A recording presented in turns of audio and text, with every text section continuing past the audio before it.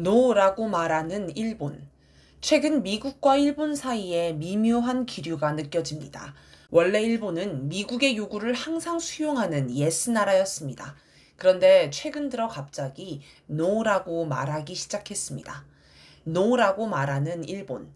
6월 25일 일본 언론들은 북대서양 조약기구 나토가 일본 도쿄에 연락사무소를 설치하려던 계획과 관련한 논의를 중단했다고 일제히 보도했습니다. 언론은 사실상 연락사무소 설치를 포기한 것으로 풀이했습니다. 애초에 이 계획은 2023년 나토가 한국, 일본, 호주, 뉴질랜드를 인도태평양 4개국 IP4로 지정하고 협력을 강화하기 위해 나온 것입니다. 2023년 5월 초 나토 사무총장은 2024년 중에 연락사무소를 설치하는 방향으로 일본 정부와 협의하고 있다고 밝혔습니다. 하지만 당시 중국은 아시아 태평양 지역으로 나토가 동진하면 반드시 지역의 평화와 안정을 파괴할 것이라며 강력히 반발했고, 프랑스도 중국과의 관계를 고려해 도쿄 연락사무소 개설을 반대했습니다. 일본 정부는 중일 관계를 의식해 앞장서서 추진하지는 않는다는 방침이었습니다. 나토의 도쿄 연락사무소 개설은 나토의 아시아 태평양 지역 진출을 상징합니다. 미국은 유엔이 자기 뜻대로 안 움직이니 나토의 관할 범위를 유럽에서 전 세계로 확장하고 동시에 아시아판 나토도 만드는 식으로 2중, 3중의 동맹체제를 구축하려 했습니다. 일본 역시 이런 미국의 구상에 편승해 군국주의 부활을 꿈꿨습니다. 그런데 갑자기 도쿄 연락사무소 개설을 취소한 이유가 뭘까요? 언론 보도만으로는 누가 왜 취소했는지 알 수 없습니다. 하지만 일본 측에서 개설 취소에 반발하는 목소리가 안 나오는 걸 보면 일본이 거절했거나 최소한 개설 취소에 동의한 것으로 보입니다. 미국의 세계 전략에 동참하지 않고 노라고 말한 셈입니다. 일본은 미국의 국방비 5% 인상 요구에도 노라고 말했습니다. 6월에 있었던 나토 정상회의에서 회원국이 모두 10년 이내에 국방비를 국내 총생산 GDP의 5%까지 증액하기로 합의한 것과 비교됩니다. 유럽 나라들에 먹혔던 도널드 트럼프 미국 대통령의 압력이 일본에는 먹히지 않은 것입니다. 일본은 아예 나토 정상회의에도 불참했습니다. 가봐야 미국의 국방비 인상 압박, 미국의 이란 폭격 지지 요구에 시달릴 것 같으니 아예 안 간 겁니다. 이시바 시게루 일본 총리는 미국이 이란을 공격한 것에 관한 입장을 묻는 기자에게 사실관계를 확인 중이라며 답변을 피하기도 했습니다. 결국 일본은 국가안전보장회의 NSC를 열고 논의한 끝에 사실관계를 확인하고 있으며 중대한 관심을 가지고 상황의 추이를 주시하고 있다라며 끝까지 미국을 지지한다고 하지 않았습니다. 예전과 다른 태도입니다. 이시바는 이스라엘이 이란을 공격하자 이스라엘이 군사적인 수단을 사용한 것은 도저히 용서할 수 없다. 지극히 유감이라며 강하게 비난한다라고 규탄했는데 이것도 미국이나 유럽과 상반된 입장입니다. 일본은 지금 미국과의 관세 협상에서도 상당히 강경한 태도를 보이고 있습니다. 미국은 일본의 상호 관세 일부를 완화해 줄 수 있다고 하지만 일본은 모든 관세를 재검토해야 한다고 요구하고 있으며 이시바는 TV에 출연해 관세 0%를 목표로 해야 한다고 강조하면서 협상 타결을 서두르지 않겠다고 했습니다.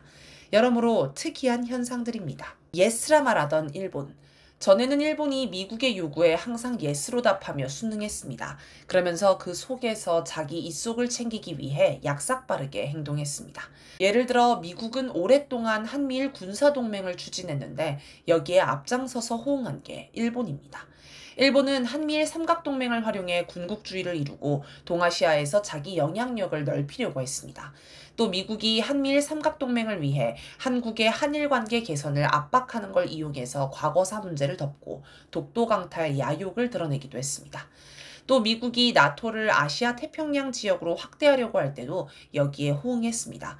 지난해 7월 11일 일본 총리와 나토 사무총장이 미국에서 만나 전용 회선을 통한 기밀 정보 공유 체계 강화, 사이버 분야 협력, 허위 정보 대책 등 전략적 의사소통, 공동훈련 등 4가지 항목에서 협력하기로 합의했습니다.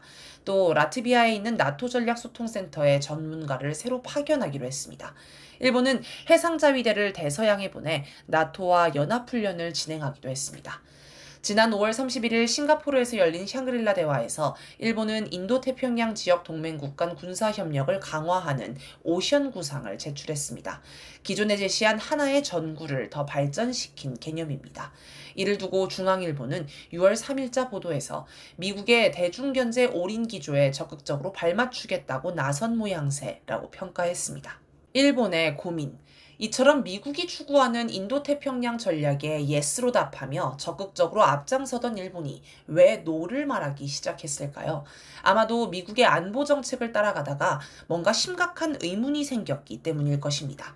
미국은 우크라이나 전쟁을 서둘러 정리하고 중국과의 전쟁에 집중하려 합니다.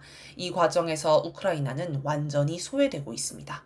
미국의 부추김에 속아 미국만 믿고 전쟁에 나선 우크라이나는 국가 소멸 위기에 빠졌습니다. 하지만 이 와중에도 미국은 우크라이나의 자원을 강탈할 생각만 합니다. 만약 일본이 중국과의 전쟁에 참여했다가 이기면 상관없는데 치면 큰일입니다. 자신도 제2의 우크라이나 꼴이 될 수 있습니다. 중국과의 전쟁은 크게 상중하 세 가지 결과 중 하나로 끝날 것입니다. 하는 일본이 직접 참전하지 않지만 전쟁을 지원하고 중국 고립봉쇄 정책에 따라 경제 제재를 하다가 독일처럼 일본 경제가 폭망하는 것입니다. 중은 참전해서 미국이 시키는 대로 끌려다니다가 우크라이나처럼 나라가 망하는 것입니다. 물론 미국은 우크라이나 전쟁처럼 뒤에서 무기만 대주면서 참전하지 않을 것입니다. 상은 일본이 핵공격을 당해 모든 것이 끝장나는 것입니다. 올 7월 발간 예정인 일본의 방위백서 초안을 보니 일본은 국제사회는 2차 세계대전 이후 최대 시련의 시기를 맞았고 새로운 위기의 시대에 돌입했다고 보고 있습니다. 일본은 2차 세계대전에서 미국의 핵공격을 받은 나라이며 현재는 북한의 핵 위협을 받는 나라입니다. 동아시아에서 전쟁이 나면 얼마든지 일본에 핵미사일이 떨어질 수 있습니다. 만약 한국에 윤석열이 계속 대통령을 하고 있었다면 일본은 윤석열을 전쟁 돌격대로 앞세워 부릴 수 있었을 것입니다. 그러면서 평화헌법도 무력화하고 자위대도 강화하면서 자국 이익을 최대화하고 피해를 최소화할 수 있었을 것입니다. 그런데 갑자기 한국이 조기 대선을 했고 이재명 대통령이 집권했습니다. 이재명은 중국 대만 전쟁에 개입하지 않겠다고 합니다. 미국도 참전하지 않고 무기만 대줄 것 같은데 말입니다. 그럼 결국 일본만 독박을 쓰게 됩니다. 일본의 고민이 깊을 수밖에 없습니다. 예전처럼 예스만 하다가 정신을 차려보니 이건 아니다 싶어서 노를 말하기 시작했습니다. 좀 더 근본적인 고민은 일본이 미국에 진심으로 복종하지 않아서 생기는 것입니다. 그동안 예스라고 한 건 정말 미국을 추종해서 마음에서 우러나와 그런 게 아닙니다. 미국의 눈치를 보면서 싫든 좋든 일단은 예스라고 할 수밖에 없었을 뿐입니다. 미국과 일본의 역사는 절대 화기애애하지 않습니다. 서로 신뢰하고 상부상조해온 역사도 아닙니다. 진주만 사건, 히로시마와 나가사키 핵 폭격만 떠올려봐도 알 수 있습니다. 1989년 일본의 잘나가던 기업 소니의 창업주 모리타 아키오와 훗날 도쿄 도지사가 된 정치인 이시하라 신타로가 노라고 말할 수 있는 일본이란 책을 썼습니다. 이들은 미국에 필요한 반도체 기술을 일본이 가지고 있으며 미국 기업은 이제 활력과 창조력을 잃었으니 일본이 더 이상 미국의 부당한 요구에 끌려다녀서는 안 된다고 주장했습니다. 당시는 일본이 한창 잘나가던 때였습니다. 흥미로운 건 1991년 미국에 영업판이 출간됐을 때 모리타가 쓴 부분이 빠졌습니다. 미국 기업의 경영 방식을 비판하면서 이제 일본 기업이 세계 경제를 선도해야 한다는 내용 등이 사라진 것입니다. 미국의 압박이 있었을 것으로 보입니다. 미국에 노라고 말하려다 탄압을 받은 셈입니다. 결국 미국은 미일 반도체 협정으로 모리타의 소니 등 일본 반도체 기업을 모두 무너뜨렸습니다. 세계 메모리 반도체 시장의 70% 가까이 지배하던 일본 반도체가 하루아침에 사라졌습니다. 대신 미국은 삼성을 키워 소니를 대체하게 했습니다. 동시에 미국은 1985년 플라자 합의로 아예 일본 경제를 주저앉혔습니다. 이런 과정을 보면서 사람들은 일본이 너무 일찍 미국에 노라고 말하며 덤볐다가 처절하게 진압당했다고 여겼습니다. 하지만 그렇다고 일본인의 머릿속에서 노라는 말이 사라진 건 아닙니다. 언젠가는 다시 미국을 넘어서겠다는 마음이 근본에 자리 잡고 있습니다. 아직은 예스가 기본이지만 미국의 몰락을 보면서 일본 내에서 서서히 노가 깨어나면서 균열이 생기는 것으로 보입니다.